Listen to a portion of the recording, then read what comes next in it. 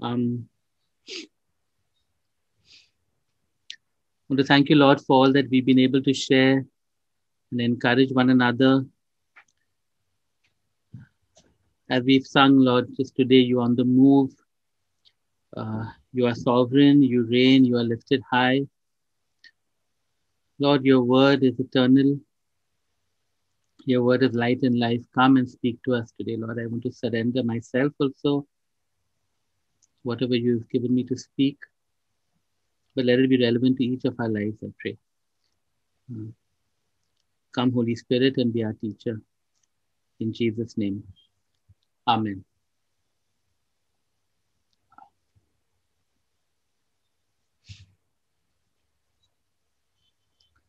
So we'll start with Joshua chapter 5. You need your Bibles, I suppose.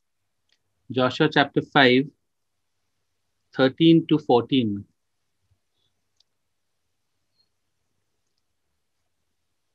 If Irvin wants to put it up on the chat, that's fine. But otherwise, there are not many verses, just a couple of passages actually.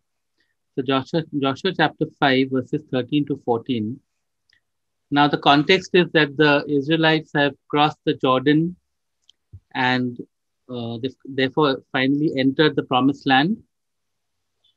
And the first city that they encounter is Jericho, which is a formidable city. It's got these huge walls. It looks pretty impregnable. And in verse 5, in chapter 5, verse 13, it says, Now when Joshua was near Jericho, he looked up and saw a man standing in front of him with a drawn sword in his hand. Joshua went up to him and asked, Are you for us or for our enemies? Neither, he replied, but as commander of the army of the Lord, I have now come. So Joshua is probably standing near Jericho, looking at those walls, looking at the setup, wondering how, trying to think about battle strategy. How are they going to conquer this city? And he sees this man with a drawn sword in his hand. And his question is quite logical because the person is a stranger. So he's asking him, Are you for us or for our enemies? Basically saying, Which side are you on? Because there were two sides in this conflict, obviously. There were the Israelites and there were the Canaanites. And he's wondering who this guy is, whose side is he on. And therefore he challenges. It's a challenge actually. He challenges this armed stranger because, of course, if he's for the Canaanites, then Joshua will fight with him and things like that. If he's for them, then he's going to ask me, who are you, and how are you going to help us?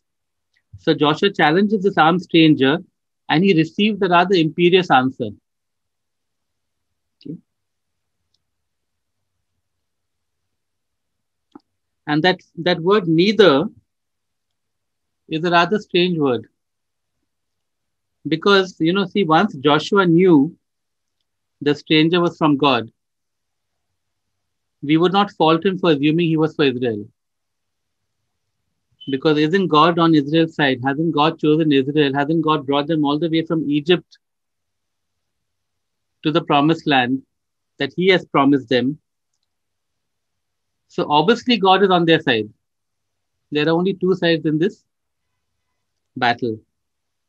But the answer is neither. And Joshua, after he heard who he was, and I mean, we know that this is an angel. It is surprising for us that the commander of the army of the Lord answers neither. He says, I'm neither with the Israelites nor with the Canaanites. It's an answer that makes absolutely no sense. Okay. And in his ignorance of who the stranger was, actually Joshua was asking entirely the wrong question. Later we'll see what he does once he knows who the stranger actually is. So what is the commander of the army of the Lord saying? In fact, this is considered to be one of the appearances of Jesus himself, this commander of the Lord's army, because later on we see that he receives worship, which means he is a divine entity, not just an angel. The angels didn't receive worship. So what is God saying here when he says, Neither, but as the commander of the army of the Lord, I have now come? Joshua is saying there are two sides, the Israelites and the Canaanites.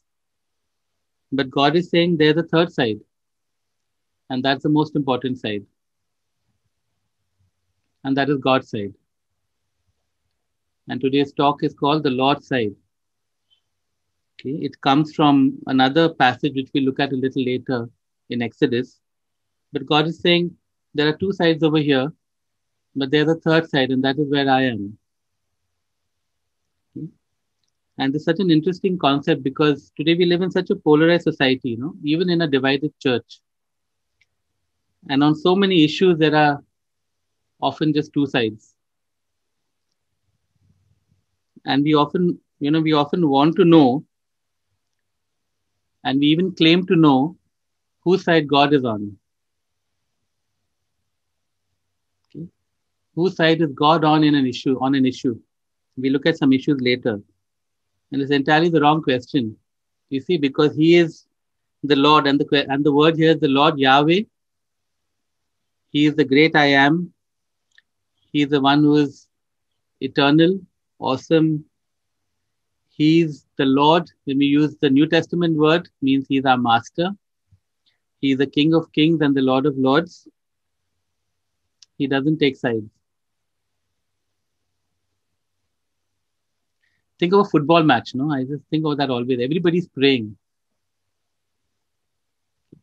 Imagine Argentina versus Brazil.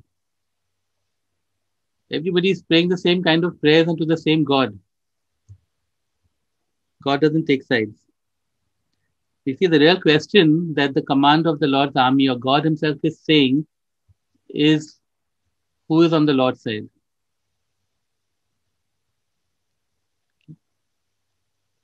He's giving Joshua another side to be on. Joshua and the Israelites on one side, the Canaanites on the other side. But there is another side. Okay, we'll go back to the passage. He says, neither, he replied, but as command of the army of the Lord I have now come. And the next verse goes on. Then Joshua fell face down to the ground in reverence and asked him, what message does my Lord have for his servant? The command of the Lord's army replied, take off your sandals, for the place where you are standing is holy. And Joshua did so. The fact that this stranger, the command of the Lord's army, uses the same words that were used with Moses at the burning bush, gives us a clue that this is not just an angel, but is actually God Himself. Okay. And this is so interesting, isn't it? Because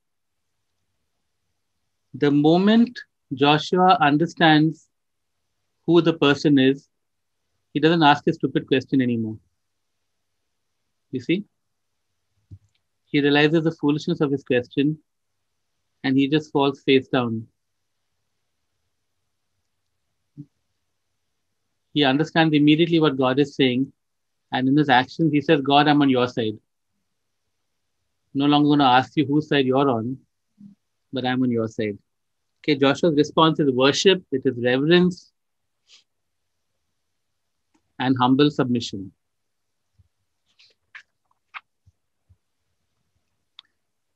Basically, this is what it means to be on the Lord's side. It's a state, it's a posture, it's an attitude, even a lifestyle of reverence and worship and submission, surrender, obedience. Now you ask the question, what message does my Lord have for his servant? Okay, what was Joshua doing in that place? He was scouting out the land. He had some ideas. Okay, he's already won a couple of major victories, of course, with God's help. And but he could have been in that position of saying that, we won some pretty mighty battles, and so it's figuring out now how to win this battle. Okay, if you think that Joshua wouldn't do that, sometime later he does exactly that, and he has defeats as a result. But in this case, he's seeing things. But the moment the commander of the Lord's army, God appears, he submits completely to him and says, what message do you have for me? Okay, that's what it means to be on the Lord's side. It means submitting our opinions, and I'm not talking about us. It means submitting our opinions, ideas, attitudes, ideologies, maybe even theologies and all the rest to him and seeking his view and perspective.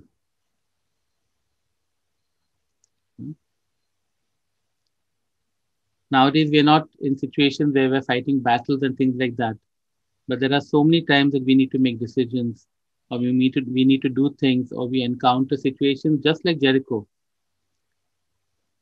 And the question is, there's so much that we think that we can do or should do, or the world says that we can do or should do, or voices speaking. And are we able to submit all of that to God? And to say, God, I want to know what you are saying here, not only what you're saying, what you're thinking, what is your perspective, where are you in this? Okay? And especially in so many issues that are so polarized in this world, and everybody is claiming to be right or left or whatever. What is the Lord's side? But it means more than just, if you think of Joshua's posture, you see, we've been doing a lot about worship and intimacy and being in God's presence. And Joshua's posture is such a nice posture. He fell face down to the ground in reverence. He asked him, he took off his shoes, holy ground. I think somewhere we can maybe even do things like that. Identify with something like, yes, Lord, I have to go deeper into your presence, go deeper into intimacy, hear you. Okay, I want to share another story from which this actual phrase comes, who is on the Lord's side. It's Exodus 32:25 to 29, because it's more than time in God's presence and transformation. It can sometimes be action as well. And often it is action. Okay, so Exodus 32:25 to 29. The context here is that Moses went up on the mountain. He spent 40 days and nights with God. He received the 10 commandments. And while he's up on the mountain, what happens down there? The people make a golden calf and start worshipping it.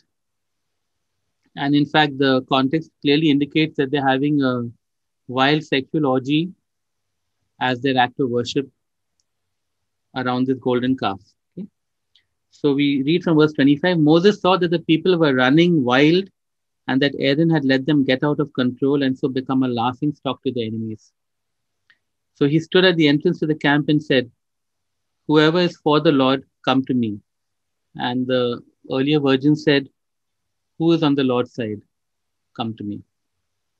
And all the Levites rallied to him. Then he said to them, this is what the Lord, the God of Israel says. You see, it's all the Levites rallied to him. Okay? You might think that is good enough. We're not going to be with these idol worshippers and sexually immoral chaps. We're going to be on the Lord's side. But even that is not the end of the story. Then he said to them, this is what the Lord, the God of Israel says. Each man strap a sword to his side. Go back and forth through the camp, from one end to the other, each killing his brother and friend and neighbor. The Levites did as Moses commanded, and that day about 3,000 of the people died. Then Moses said, you have been set apart to the Lord today, for you were against your own sons and brothers, and he has blessed you this day.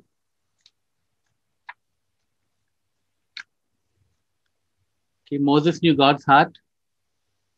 Moses was, in fact, feeling the extent and intensity of God's wrath, and he was manifesting it himself, actually, and of the judgment appropriate to what was happening here. And he was looking there at the camp, and he saw the different sides in the camp. Everybody was not running riot. There have been innocent people who didn't want any part of this. There have been helpless people who were just drawn into it. There have been people who were being molested probably in this situation. Okay. And there were the actual wicked people, the perverse people. Okay. He sees all that's happening. And it's very likely that the Levites who rallied to him were not part of all this. Okay. They were on one side. So there was one side over there, people who were not participating. There had been another side, people who were sort of unsure. There may be a third side, people who were just completely involved in what was happening. Okay, and when Moses stands there and he makes this statement, whoever is on the Lord's side, he basically establishes another side. Okay?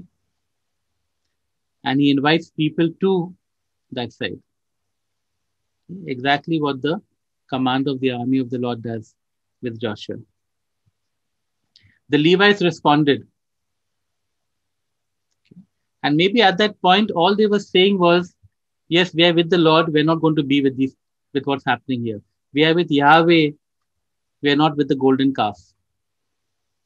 And that is already something quite noble and wonderful. Okay? But as they responded, God asked them to do something radical.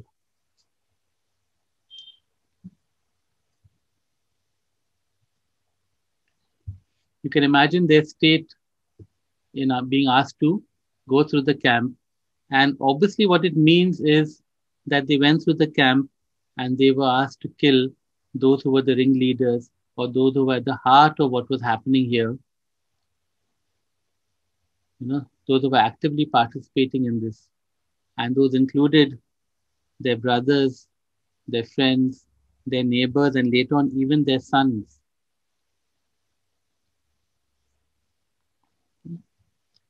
And they were blessed by God for what they did. But they couldn't have been very popular with the people, no? Being on the Lord's side meant doing something so radical, so drastic. And I don't think they could have been very popular. You see? Being on the Lord's side is not easy. It's not just a matter of time in His presence, which itself is hard enough. But still, it's time in His presence and it is inner transformation, but it's a matter of radical obedience. Not that He will ask you to go and slaughter all those who don't believe in Him. Please don't take that message from what I'm saying. Nor will He ask you to go and condemn people and nothing of the sort. Yeah? Jesus showed us a better way, didn't He? Okay. But He will tell us things to do. Okay. He will do a work of transformation in our hearts, but He will tell us the things to do. And those things will not be easy. Those things will not make us popular. The Lord's side has not been a very popular place, actually. It's never really been a very popular place. Think of Elijah, 1 verses 800. Yeah. Being on the Lord's side is being out there in a world that is opposed to God. That is an active rebellion against Him, and that will crucify you for standing with Him.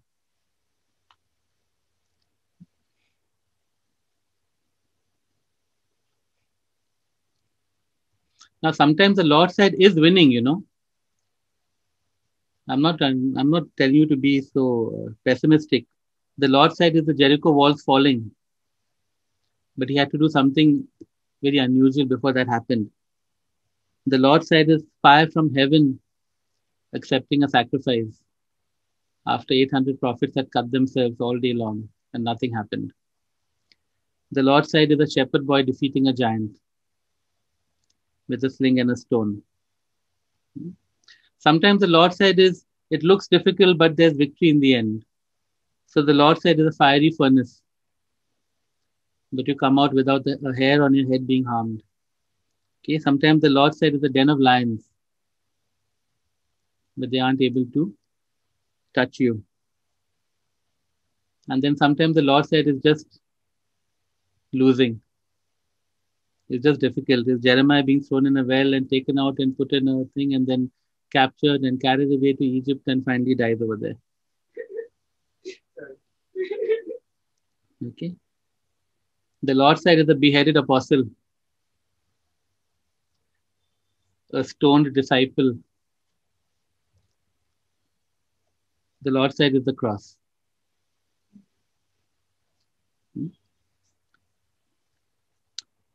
I want to challenge us this morning. I have a very short sermon. I just want to challenge you this morning. Okay. So many issues on which the opinions and arguments are raging in the world and even in the church. Let me share a few, and there'll probably be many more that I've not even thought of. Okay, say evolution, abortion, same sex marriage, climate change. Let's go closer to home. CAA, which I don't know very much about, but I know that there are strong opinions on either side. Narendra Modi, Donald Trump, and so many more. We are challenged to be on the Lord's side. Okay? Joshua learned that lesson well. At the end of his life, what does he say in Joshua 24, verse 15? He says, "As for me and my household, we will serve the Lord." It's become such a almost a trite phrase that we put on our homes. As for me and my house, we will serve the Lord. He was actually, in a sense, going back to this first place. To serve the Lord also meant to be a slave of the Lord. He was saying that we are going to be on the Lord's side. That's the position, that's the place that I have taken for myself and my household. Let me give you a small story of, I think, being on the Lord's side. Um, I don't like the Congress and I don't like the Gandhis because I don't like dynastic rule. And so there was one election where the first time they won must be 2004, I suppose it was. And Sonia Gandhi was going to be prime minister. And of course, I was really, I didn't like that at all, obviously, because I just don't like this dynastic thing. And then the BJP made one big hoo and ha about her being a foreigner. And she said, therefore, she stepped down and said, I will not be prime minister. And I don't know if you'll remember, there was this, they showed it live on TV where it would have been funny also, actually, where one by one, all these congressmen went and pleaded with her to be prime minister. And there was one whole row of them. And I remember Govinda also, he was elected first time that time. Okay, and he was quite histrionic in his appeal to her that she should be prime minister. Okay. Now the thing is that, well, I didn't want her to be prime minister. Okay, so there were obviously two sides, which was that there were people who didn't want her to be, and it included people who were very vitriolic. Obviously, they had made such a hue and cry about it that she decided not to. There were those who wanted to be, which went to the level of maybe sycophancy, and the way they were talking and this and that India will not survive if you're not prime minister. Okay. And I was sitting there and watching this thing, and I started crying. Okay, I just started sobbing from deep within. And I was crying for Sonia Gandhi. Okay. And I realized then that the Lord's side was with a widow who had been unjustly accused. That was all. I think she'd have been an awful prime minister. That's a different matter. That's my head. Okay, but at that point, there was another side there. There was God just feeling so bad. I've cried even now for a woman who was being treated that way. That was all there was. It wasn't about politics and uh, dynastic rule, and it was none of that. It was just a woman there who had been just battered. And I just crying and crying and crying and crying. I'm crying now also. There was that was God's side that at that moment, and I happened to be there. You know, I still don't want to be prime minister or this or that or whatever. Though I'm totally. India is a confusing place today. But I think that's what God is saying. You've got to put aside your preconceptions, your opinions, your attitudes, our arrogance, whatever, and on any issue, if it means something, say, God, where are you on this? I know the right and the left and the center, and I know this ideology and this theology and this whatever. But God, where are you on this? And all these are major issues it's a few issues I've shared. Okay. And there are so many others. Socialism, capitalism, anything. God, where are you on this? And I want to be on that side. And I want to be on that side, even if it means doing radical things, even if it means being unpopular. That's the side I want to be on. Even if it means being alone, looking foolish, okay, maybe being disappointed. Imagine if the fiery furnace they were thrown in and they burnt. End of the story. Even being disappointed. God, I want to be where you are. The only side that matters, the only perspective that counts is God's. I want to ask us a question. Are you on God's side or are you asking Him to be on yours? He is the great Yahweh. You just want to be on His side, no matter what it costs.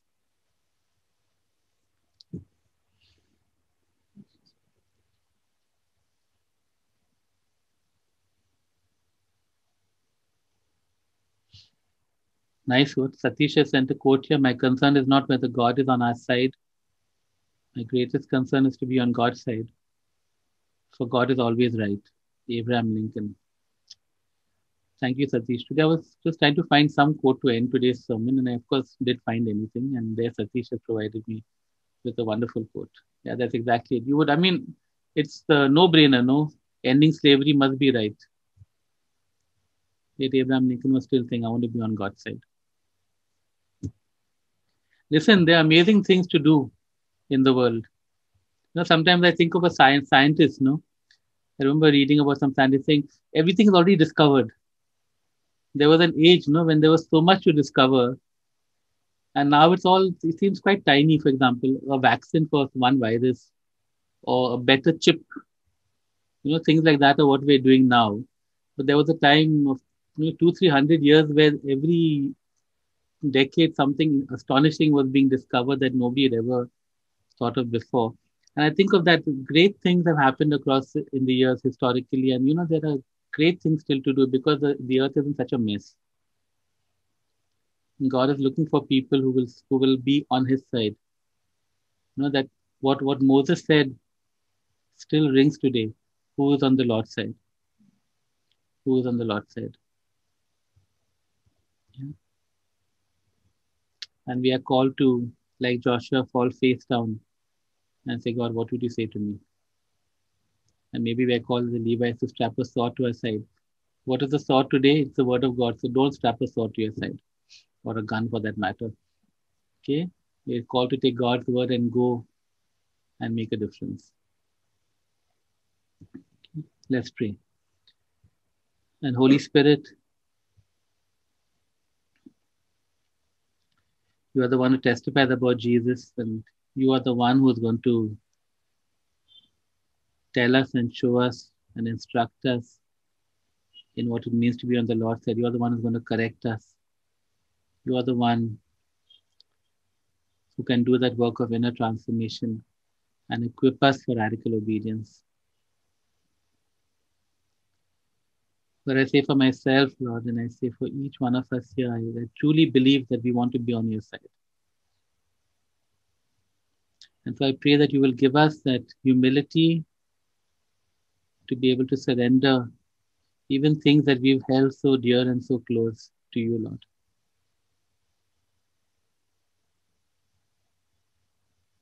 Just to move from the sides that we've taken and to come to your side. Whatever it takes, whatever it costs.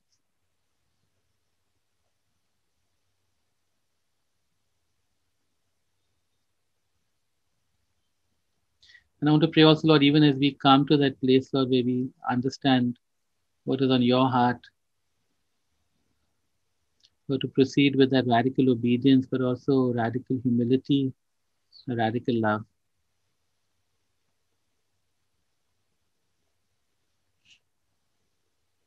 To seek no one's approval but yours, Lord. And to seek your kingdom alone. I want to thank you, Lord, for speaking to us today. I pray for a rich harvest,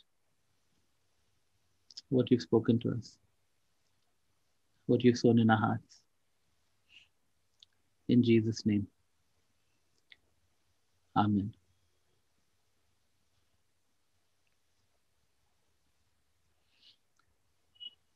I'm just going to give a few minutes. If anybody else would like to pray and respond to the word, you can unmute and go ahead.